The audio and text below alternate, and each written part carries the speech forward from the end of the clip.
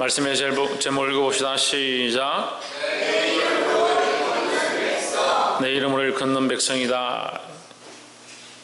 오늘 솔로몬이 성전을 건축했는데 7년에 걸쳐서 성전을 건축하고 하나님 앞에 기도를 드렸습니다. 기도를 드리고 제사를 드리고 나서 기도가 마치고 나니까 성전에 하나님의 불이 내려서, 여호와의 불이 내려서 성전에 불타는, 제물들이 불타는 그런 모양들을 보면서 백성들이 땅에 엎드려 있는 그 상황에서 하나님께서 이 솔로몬에게 말씀하셨습니다.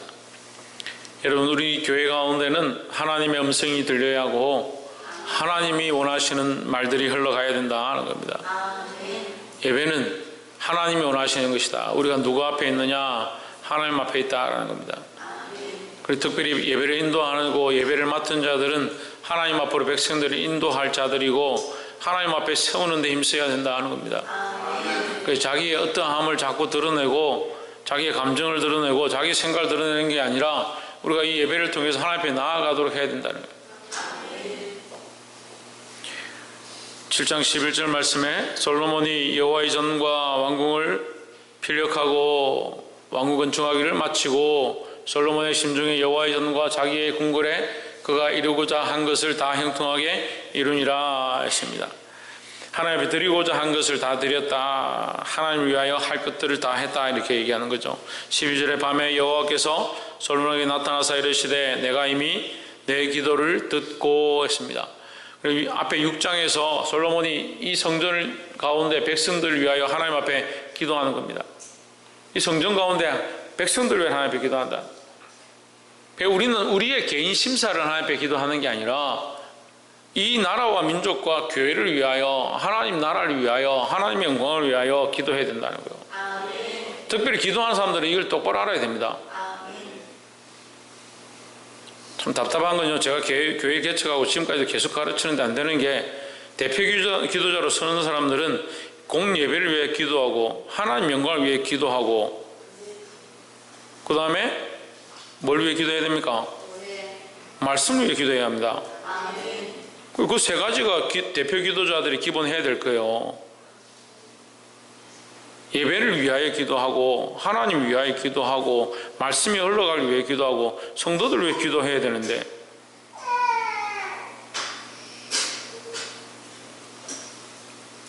대표 기도자로 서서 뭐 우는 게 뭐 그리 중요합니까? 혼자서 많이 울면 되지.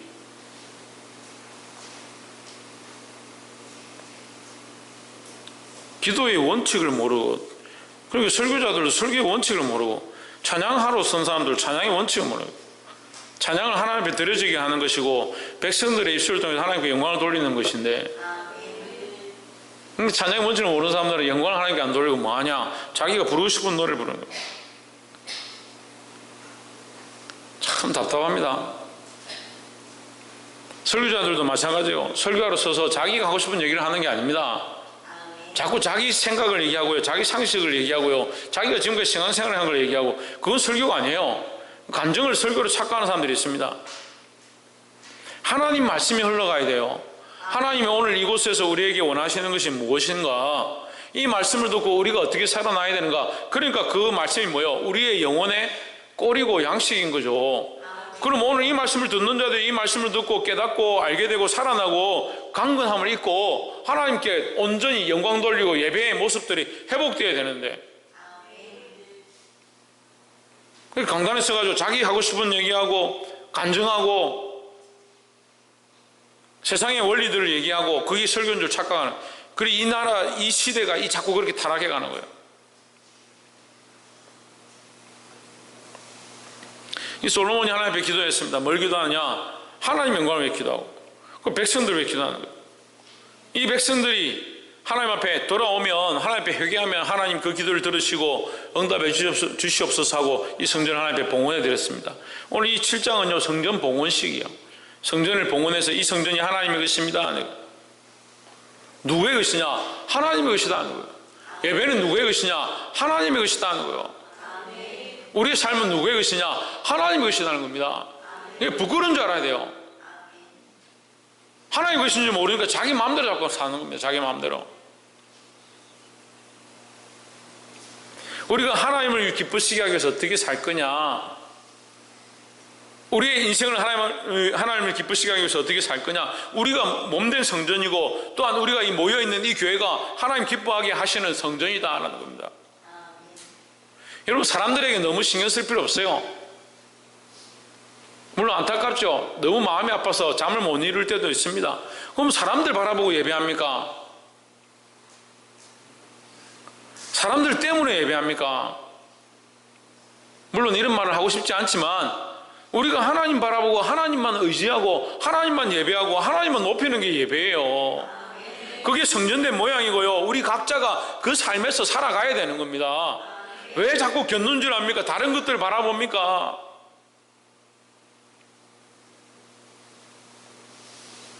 물론 제가 이렇게 말한다고 힘들지 않고 가슴 아프지 않다고 얘기하는 게 아닙니다. 하지만 예배는 예배입니다. 하나님을 바라봐야 될 목적들을 잊어버리면 안 됩니다. 밤에 여호와께서 솔로몬에게 나타나사 그에게 이르시되 내가 이미 내 기도를 듣고 이곳을 택하여 이것을 택했다. 무엇을 택했냐? 성전을 택했다. 이 성전으로 제사하는 곳 누구에게? 예, 내게 제사하는 성전을 삼았으니 했으니까 하나님께서 제사하는 곳이다. 성전은 뭐냐? 하나님께 예배하는 곳이다. 우리는 뭐냐? 하나님께 예배하는 자들이다. 하나님을 바라보아야 되고 하나님께 예배해야 하고 하나님을 높여야 된다는 겁니다. 이걸 잊어버리면 우리가 성전된 모양을 못하는 거죠. 인간이요, 이 정말 이게 연약한데 종이 한 장 차이에요. 자기 감정대로 치우치느냐, 이 감정을 하나님 앞에 드리느냐. 감정이 없는 건 아닌데 똑같은 감정을 가지고 이 감정을 하나님 앞에 드리냐, 눈물을 흘리면서 하나님 이 문제들을 하나님 역사하시고 해결해 주십시오 하는 자세와 이 감정에 치우쳐서 감정에 끌려가면서 하나님 도와주십시오 하는 것, 이 종이 한 장 차이에요. 똑같은 것 같죠. 자식을 사랑하는데 자식에 대한 마음이 너무 절절하고 그 감정이 막 올라오는 거예요. 그러한 마음으로 이 영혼을 살리고자 하는 것과 그러한 마음이 있어서 이 아이를 어떻게 내가 어떻게 하겠냐, 혼을 내겠냐, 그래 아껴두는 것과 종이 한 장 차이는 이게 구분이 안 되네요. 구분이. 마귀와요 하나님과 차이가 많이 나는 것처럼 보이는데 우리는 이걸 구별하기 힘들어요.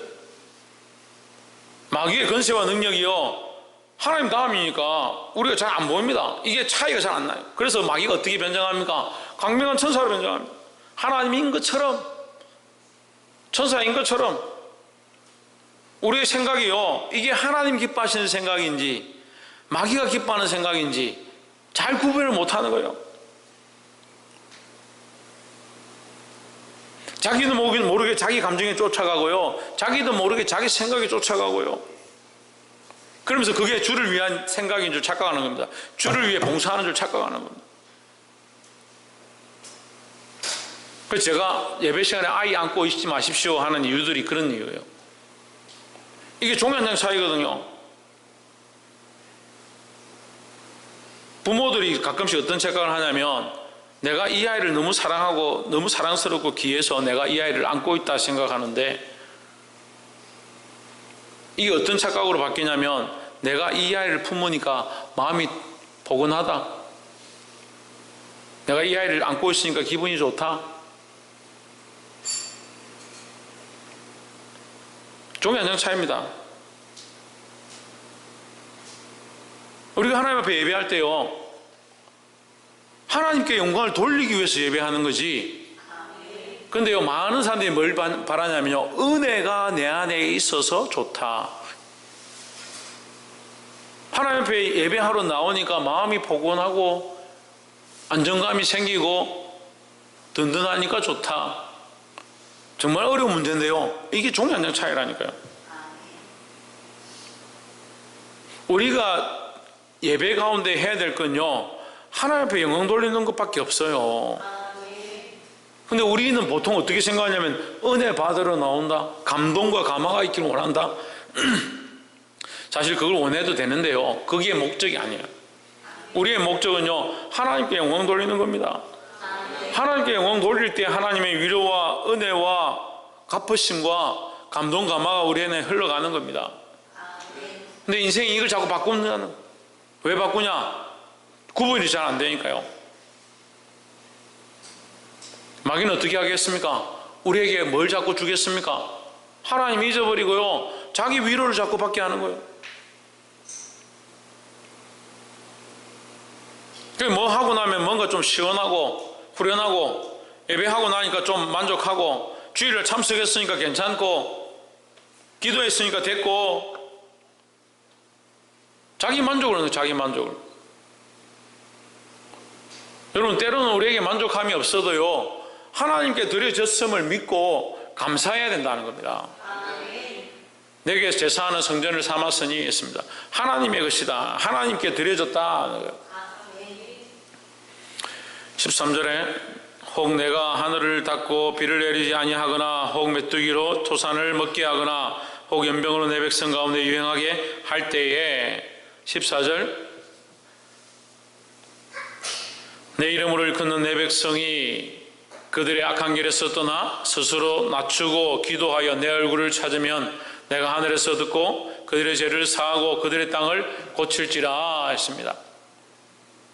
자, 하나님께서 이 성전을 받으시면서 이 솔로몬에게 약속을 하기 시작하는데, 첫 번째 약속이 어떻게 시작되느냐? 하나님의 얼굴을 구하라. 내 얼굴을 찾으면 했습니다. 성경이 그렇게 얘기하고 있는 거예요. 하나님께서 말씀하신 거예요. 기도하여 내 얼굴을 찾으면 내가 하늘에서 듣고 그들의 죄를 사하고 그들의 땅을 고칠지라 했습니다. 하나님 뭐 하라고 하시냐? 하나님의 얼굴을 구하라. 하나님의 얼굴을 찾으라는 거예요. 교회는요, 지금 제가 계속 그 얘기를 한 겁니다. 교회는 뭘 하냐? 하나님의 얼굴을 구하고 하나님의 얼굴을 찾고 하나님께로 향하는 거예요. 그 얼굴을 찾는 게 뭐냐? 이렇게 생각하는 사람들이 있습니다. 제가 지금 홍준의 얼굴을 찾습니다. 찾았습니다. 어떻게 합니까? 바라보는 겁니다. 바라보는 거. 찾는다는 건요, 그분께 집중하는 거예요. 다른 것들에 집중하고 다른 것들을 바라보았던 수많은 시각들과 초점들과 감정들과 생각들과 가치관을 하나님께 맞추는 거예요.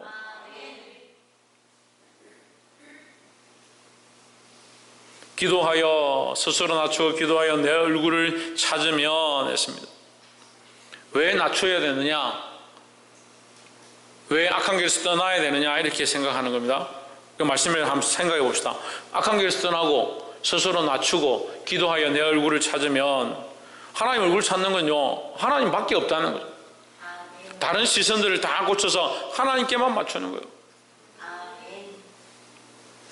스스로 낮추고, 왜 낮추라고 얘기합니까? 스스로 높아졌으니까 하나님만 찾죠. 예배하러 왔는데 예배 시간에 말씀 안 듣고 다른 생각하는 사람들은 다 스스로 자기 생각이 있는 거예요. 말씀을 듣는데도요, 자기 생각이 많은 사람들이 정말 많더라고요. 자기 생각과 자기 가치관으로 판단하니까 저 말씀 들을 필요 없다. 예배 시간에 왔으니까 그냥 자지. 잠이나 자다가 가지 뭐. 자기 생각으로 다 판단하는 거예요.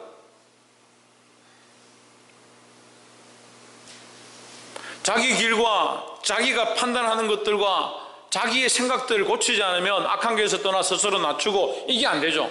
그러니까 뭐가 안 됩니까? 하나님 얼굴을 찾을 수 없는 거예요. 그래서 제가 말씀을 전하다 보면 이런 생각이 들어요. 계속 하나님 얼굴을 찾아라, 하나님 얼굴을 구하라, 삶을 바꾸라, 하나님께 나아가라. 왜 안 될까? 왜 안 될까? 그런 생각이었어요.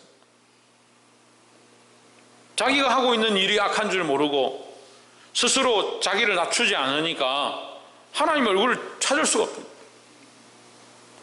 예배하러 왔는데 자기 생각이 이만큼 올라가 있는데 하나님 말씀을 그 속에 부어준들, 하나님 말씀이 더 크구나 해서 자기가 낮아지지 않는 거예요.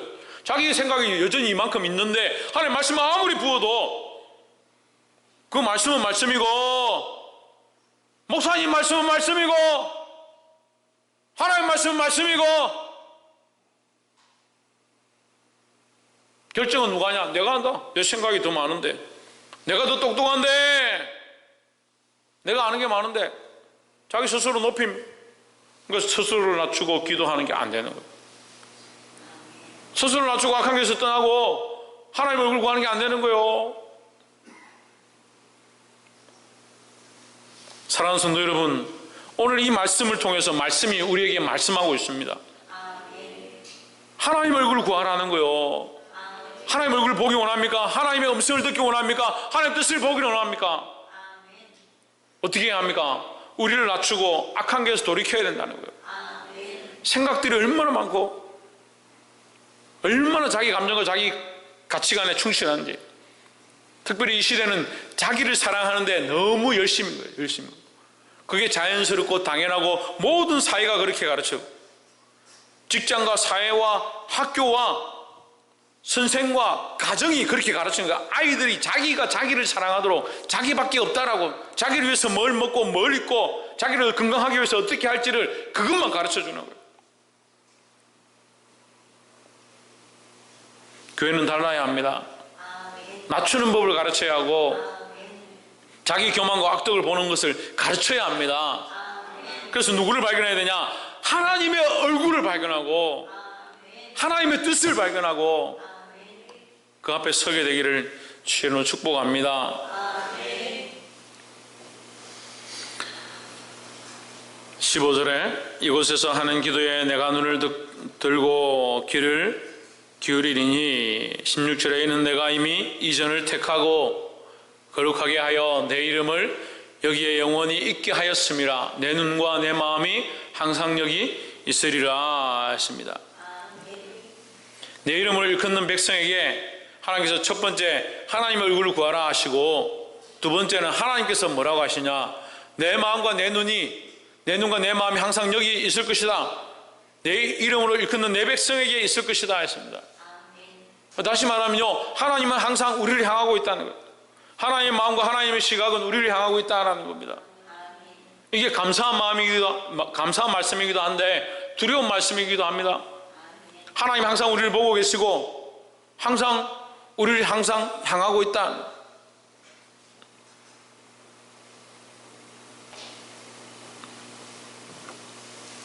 마태복음 28장 18절에 보시면, 하늘과 땅의 모든 권세를 내게 주셨으니 그러므로 너희는 가서 모든 족속으로 제자를 삼아 아버지와 아들과 성령의 이름으로 세례를 주고 내가 너에게 분부한 모든 것을 가르쳐 지키게 하라. 볼지어다 뭘 보라?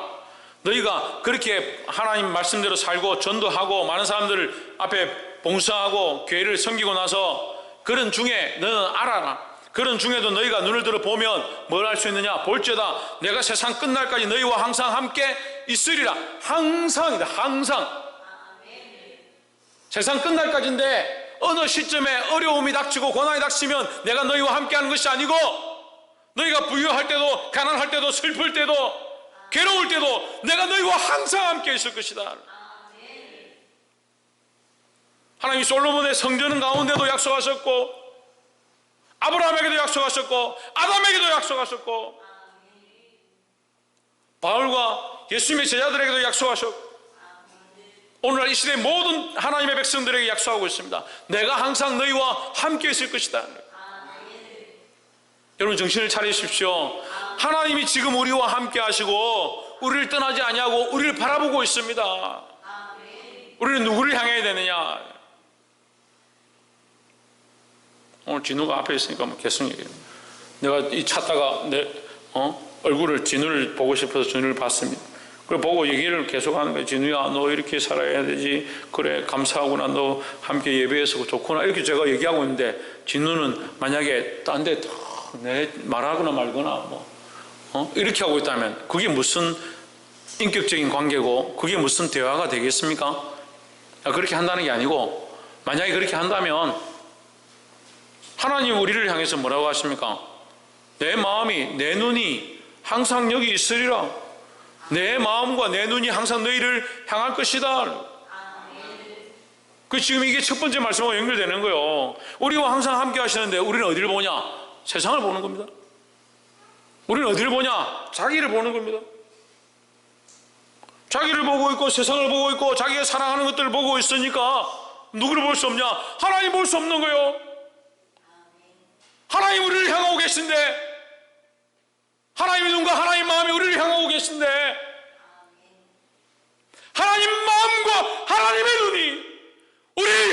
있다니까요.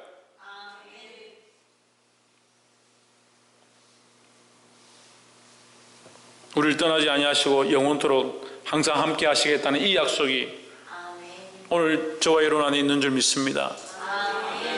하나님을 향하시기를, 하나님을 바라보시기를 주의 이름으로 축복합니다.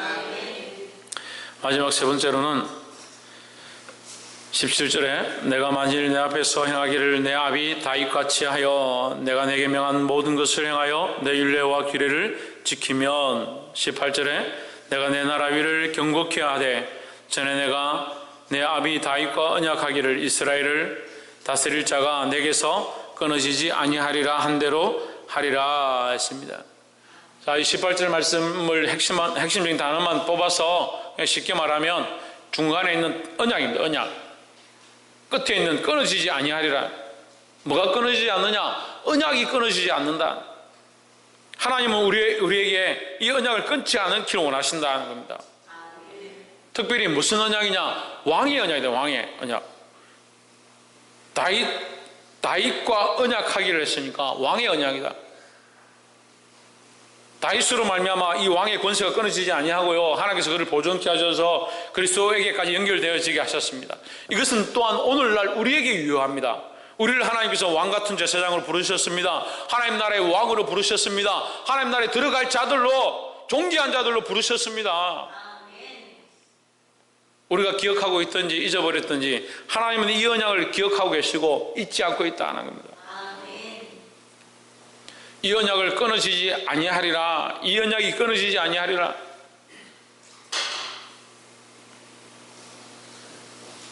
사랑하는 성도 여러분, 잊어버리지 마십시오.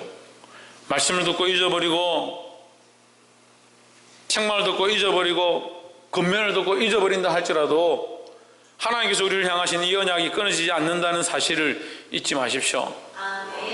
그럼 우리는 하나님과 무슨 관계냐? 언약의 관계다. 언약은 일방적으로 끊어지지 아니하리라 이렇게 한다고 해서 그 부분만 있는 게 아니죠.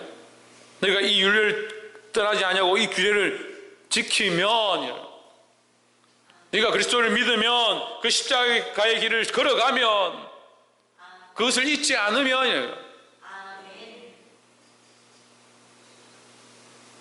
사랑하는 성도 여러분, 우리가 그리스도를 통하여, 예수 그리스도를 통하여 그 십자가의 은혜로 구원을 얻었습니다.